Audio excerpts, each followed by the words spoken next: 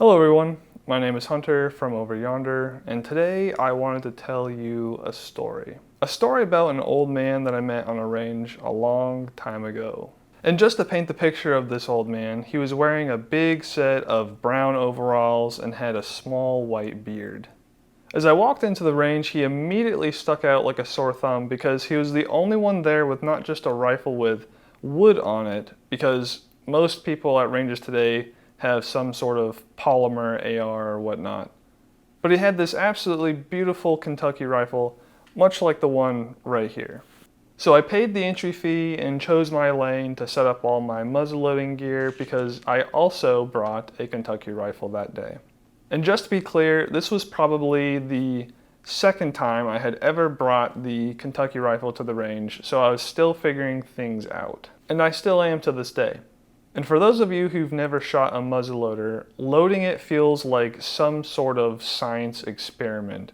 You've got so many measures, containers of chemicals, powder, bits and bobs.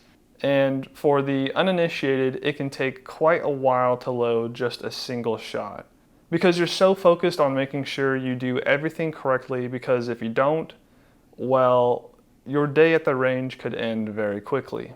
And so I load everything up, making sure that I have the right amount of powder, the ball seated all the way down, the pan is primed, and it's finally time to fire. I hold my breath, I take aim, squeeze the trigger, and snap.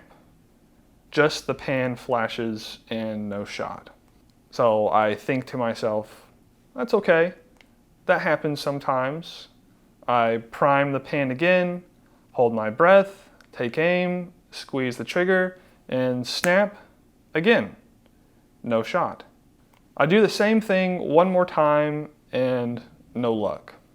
Well, I guess the old man down the aisle had taken notice, and so he came over to my lane as I was fumbling and tinkering around trying to figure out what to do. He introduced himself and saw the issue I was having.